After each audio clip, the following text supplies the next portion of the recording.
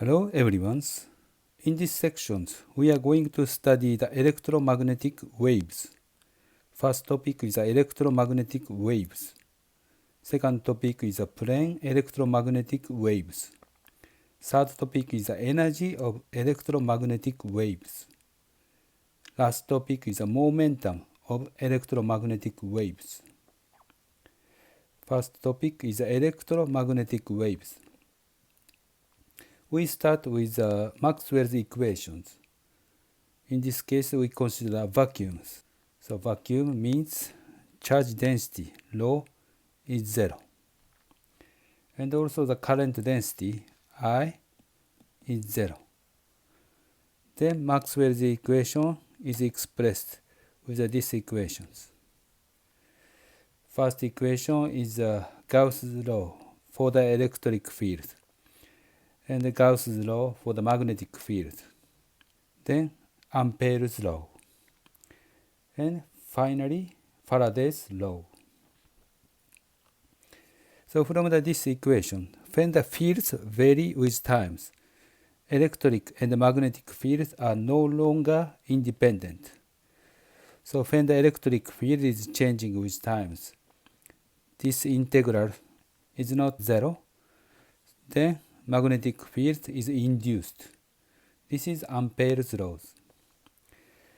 Also, when the magnetic field is not 0, then this integral cannot become 0, then electric field is induced by Faraday's law.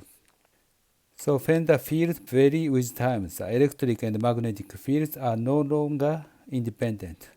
When either an electric or a magnetic field is changing with times, a field of the other kind is induced in adjacent region of space. Generating waves. So we consider radio transmitters. Inside of the metal, charge is moving up and down. So charge is moving up and down. So because of the motion of the charged particles, current is flowing in the metal. So these current induce the magnetic field around the metals, following the Ampere's law.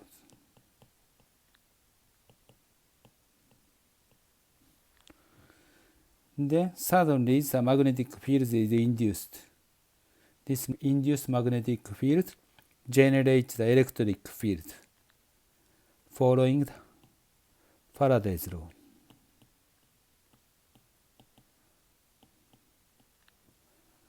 Again, electric field is suddenly produced. Then Ampere's law, so the magnetic field is induced. B field is Ampere's law.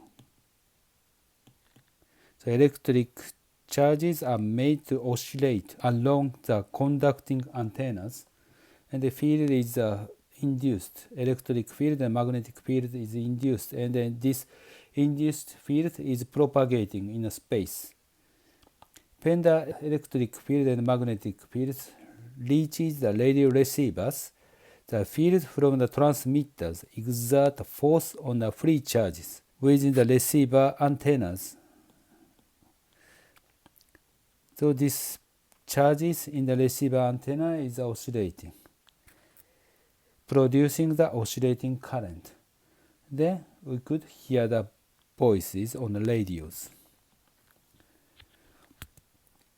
Next topic is electromagnetic spectrums.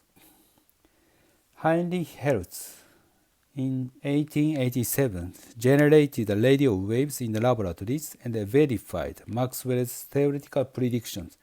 Maxwell predicts electromagnetic wave is generated by using his equations. So this is a visible light spectrums. Horizontal line show the wavelengths, nanometers. Nano is a 10 to minus 9.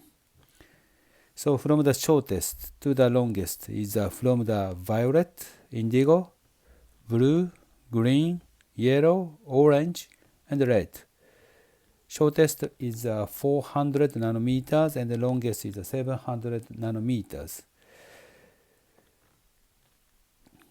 wavelength and the frequency is related with this equation. C is the speed of light. So if you know the wavelengths, you can calculate the frequencies. Or if you know the frequencies, you can calculate the wavelengths using this equation. And C is the speed of light is about 3 times 10 to 8 meter per second. The unit of the frequency is 1 over second.